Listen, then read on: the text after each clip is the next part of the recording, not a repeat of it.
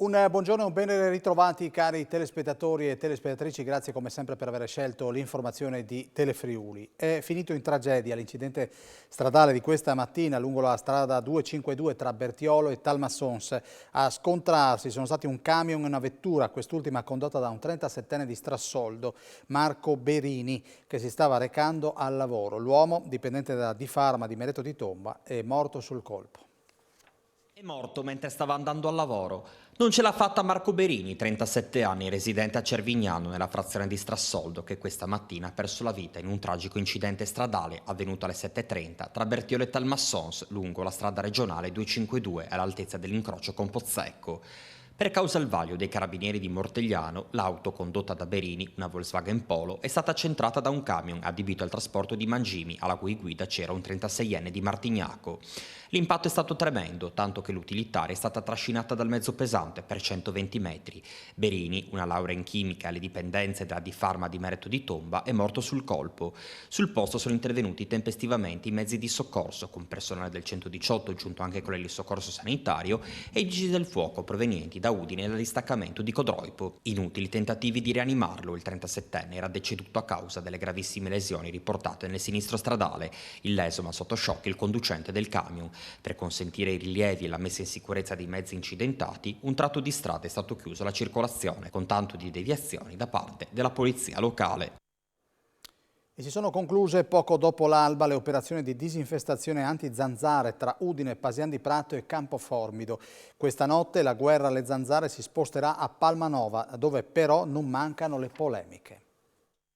Sono iniziate da via Sant'Osvaldo poco prima di mezzanotte le operazioni di disinfestazione anti-zanzare a Udine per combattere la diffusione del virus West Nile. 4 mezzi si sono spartiti le zone dell'operazione in un raggio di 4 km da Viale Venezia, che ha coinvolto anche Campoformido e Pasin di Prato. E come d'accordi hanno finito all'alba dopo aver irrorato siepi, giardini pubblici e viali alberati. Sono 18 i casi di West Nile finora emersi in regione, con i primi riscontrati solo dalle analisi fatte sul sangue di soggetti donatori. Gli ultimi sono stati scoperti nell'Isontino, a Piedimonte di Gorizia e a Vivaro, gli ultimi comuni che sono iscritti nel novero dei luoghi dove sarà attuata la disinfestazione. I prossimi, in ordine di tempo, saranno Palmanova, Bagnari Arsa, Santa Maria Longa, Trivignano Udinese e Visco, che questa notte dovranno rispettare le imposizioni legate alle operazioni: porte e finestre chiuse, animali domestici al riparo e divieto di consumare frutta e ortaggi sottoposti al trattamento. E qui non sono mancate le polemiche, perché Palmanova, così come avevano fatto Tavagnacco, Rander Royale, Pagnacco, Povoletto, Tricesimo, Tolmezzo e Verzegnis, aveva chiesto il rinvio delle operazioni per effettuare degli approfondimenti sul trattamento adulticida. Motivazione però giudicata evidentemente non sufficiente dalla Regione, che ha ordinato il regolare svolgimento delle operazioni. Preso atto di questo, ha fatto sapere il sindaco Giuseppe Tellini, ribadiamo che le conseguenze di questo intervento saranno ascrivibili esclusivamente alla struttura che avrà autorizzato l'operazione. È necessario che ci sia una condivisione maggiore con il primo cittadino, conclude Tellini, quale primo responsabile della salute dei cittadini del proprio comune.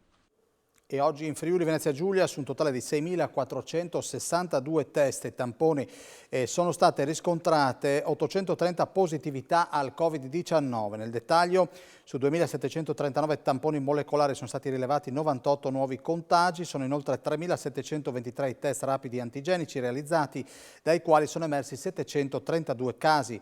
Le persone ricoverate in terapia intensiva sono 2, i pazienti ospedalizzati in altri reparti sono 161. Si registrano i decessi di 4 persone, di cui 3 a Udine e 1 a Gorizia. Potenziamento all'interporto di Pordenone sulla tratta tra Italia e Germania. L'interporto di Pordenone, uno dei più importanti nel nord-est grazie anche alla posizione chiave sulle direttrici Adriatico-Baltico e su quella del Mediterraneo, è in fase di ulteriore potenziamento grazie a nuovi collegamenti tra Italia e Germania. Lo ha annunciato l'operatore intermodale UPAC, specificando che dal 5 settembre raddoppierà le partenze sulla direttrice Duisburg-Pordenone, via Tarvisio, lanciata 3 anni fa, portando da 3 a 6 le rotazioni a settimana. L'interporto di Pordenone, in forte sviluppo negli ultimi anni, vanta, tra le altre cose, 4 binari di trasbordo per per treni lunghi 750 metri. UPAC, sempre per quanto riguarda l'Italia, ha informato che aumenterà anche la frequenza dei collegamenti sulla rete intermodale tra Ludwigshafen e Novara, sempre a partire dal 5 settembre, con 6 rotazioni invece delle precedenti 5. È prevista anche una maggiore capacità dello shuttle Venlo Busto Arsizio da 5 a 6 rotazioni a settimana. Il ruolo dell'interporto di Pordenone diventa così sempre più centrale a livello internazionale. Stangata per gli alberghi e le prese con bollette stellari di luce e gas. Secondo un'indagine di Federalberghi, il conto a livello nazionale sfiora i 4 miliardi. 3,8 miliardi di euro, a tanto ammonta la mega bolletta di luce e gas degli alberghi italiani. Questa è la cifra triplicata rispetto al normale che emerge da un'indagine condotta dal Centro Studi di Federalberghi, che ha esaminato nel dettaglio le bollette emesse da 15 gestori relative a un campione di oltre 2000 camere d'albergo di tutte le regioni italiane. Le bollette degli hotel hanno così un costo medio di circa 120.000 euro per ciascuna struttura, 94.000 per l'energia elettrica e 26.000 per il gas, che aumenta con progressione geometrica. In media, il conto del mese di luglio 2022 è risultato più che triplicato rispetto a luglio 2021 e le ricadute sul settore anche in Friuli sono notevoli. La situazione ovviamente è molto preoccupante, le prospettive sono anche peggiori se vogliamo. Personalmente, grazie a dei contratti blindati, la parte energia diciamo che mi sono salvato, la parte gas sono triplicati i costi. Fate conto, il primo quadrimestre siamo passati da 15.000 euro a 45.000. Se l'energia adesso a ottobre finisce questo contratto, passerà da 15 a 45, l'alternativa sarà tenere aperto o chiudere. Gli albergatori chiedono allo Stato di intervenire e di fare presto. Chiediamo intanto delle soluzioni immediate, non dei benefit o dei recuperi che lasciano il tempo che trovano. Ci vogliono soluzioni drastiche, chi specula deve essere fermato. A Pordenone il Comune è pronto a intervenire su alcuni edifici pubblici che hanno bisogno di essere sistemati, tra questi in particolare il municipio, come spiega il sindaco Alessandro Ciriani.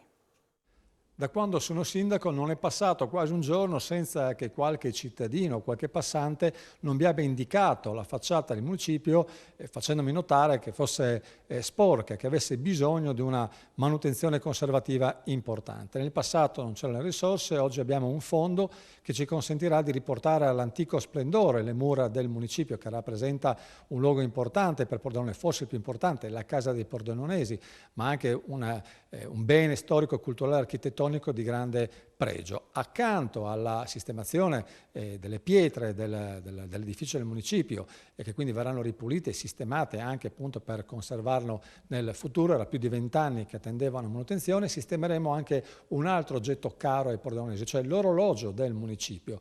Oggi è piuttosto zoppicante e claudicante, ha un meccanismo antico, deve essere sistemato, ma verrà riparato, così funzionerà in tutti i suoi aspetti, anche per esempio nello zodiaco che adesso non si vedeva più. Accanto a questo, un altro intervento più piccolo ma significativo sarà quello di ridipingere gli intonaci delle aree esterne dell'ex convento, un altro elemento di pregio identitario della nostra città, un altro gioiello storico architettonico di Pordenone. Verranno ridipinte per consentire a tutti di godere appieno di quelle che sono le bellezze di Pordenone. Non è solamente un intervento di manutenzione, ma è un gesto di sensibilità nei confronti del patrimonio culturale e artistico della nostra città.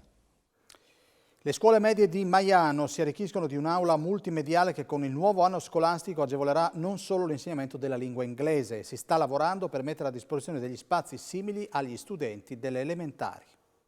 Evento unico Maiano e miglioramento dell'offerta didattica per le scuole medie con l'inaugurazione di un'aula multimediale con 24 postazioni e altrettanti PC portatili. Un taglio del nastro non solo per l'insegnamento dell'informatica ma anche per studiare la lingua inglese. L'obiettivo è quello di creare in ogni plesso, anche alle elementari maianesi, un'aula di questo tipo, spiega il sindaco Elisa De Sabata, perché la riteniamo fondamentale per la formazione dei nostri ragazzi. Quest'aula è stata realizzata grazie ai contributi degli stessi genitori. L'amministrazione comunale ha contribuito con l'acquisto di banchi per garantire che i ragazzi lavorano in gruppi di 6. Fondamentale anche il contributo della Fondazione Friuli, ma anche il supporto da parte dell'Associazione Pro Maiano, che ha dedicato una serata durante il festival nel 2021 raccogliendo fondi, ma anche la SOMS e altre realtà produttive del territorio. Ottima la sinergia fra istituzioni, mondo dell'associazionismo e di singoli imprenditori. Era presente all'inaugurazione il sindaco di Maiano Elisa De Sabata, il vice Paladin, l'assessore alla cultura Benedetti. Alla cerimonia ha partecipato anche il sindaco del Consiglio Comunale dei Ragazzi Eva Antoniutti, il presidente della Fondazione Friuli Giuseppe Morandini e il dirigente scolastico Francesco Candido. L'ultima chiamata per fare acquisti a prezzi vantaggiosi. Torna lo sbaracco a Pordenone nei maggiori centri del Friuli occidentale. Appuntamento sabato con una buona partecipazione di commercianti che metteranno in vendita la loro merce con sconti sino all'80%. Torna lo sbaracco nella destra tagliamento. Sabato i negozi di Pordenone e dei principali centri del Friuli occidentale usciranno lungo le vie dei centri per offrire un'ultima straordinaria giornata di sconti a prezzi imperdibili. Dopo un anno di attesa siamo tutti molto contenti, c'è anche un bel fermento in città perché è stato coinvolto un numero più elevato di negozi e quindi ci auguriamo che la giornata sia bella, ecco, e che abbia un buon riscontro anche per il cliente.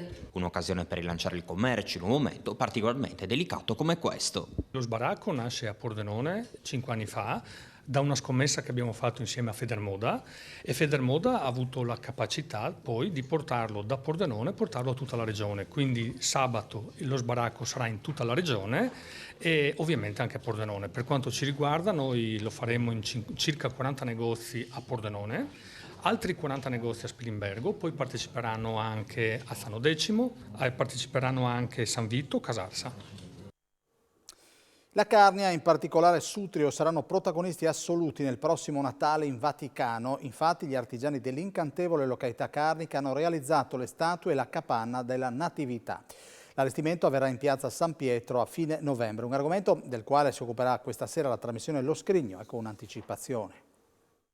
Finalmente ce l'abbiamo fatta ad arrivare a Sutrio. Guardate la bellezza di questo paesino, 1000 abitanti o poco più, ma capirete di che cosa sono capaci i sutriesi. Vi mostreremo anche quello che è il presepe che scenderà in Vaticano. Sindaco, intanto queste statue, che cosa sono? Dove sono state utilizzate? Diciamo che abbiamo già cominciato a ragionare sul presepe perché già nel 2018 avevamo un impegno col Vaticano di realizzare il presepe. Il Vaticano ci ha permesso di realizzare questo presepe in piazza San Pietro, che per noi è una soddisfazione, però anche una scommessa perché diciamo che rappresenteremo la regione e la comunità carnica in un contesto quasi mondiale, come fosse un Giro d'Italia fatto proprio qua a Sutrio. E qua, come vedete, ci sono alcune opere che sono ancora da definire perché stiamo realizzando adesso e poi con la prossima Gita del Legno che si svolge il 4 di settembre finiremo le statue con gli artisti che vengono qua in loco a farle. Per me è un privilegio partecipare a questa rassegna che porteremo al Vaticano del 2022. L'Udinese ha ufficializzato il nome del calciatore scelto per sostituire Brandon Sophie, ceduto una decina di giorni fa all'Atalanta. Si tratta del laterale destro di origine nigeriana Kingsley Enzibu, classe 95, proveniente dal Colonia. È tutto, grazie per la vostra cortese e fedele attenzione, noi ci vediamo più in là. Grazie alla regia di Campigotto, arrivederci.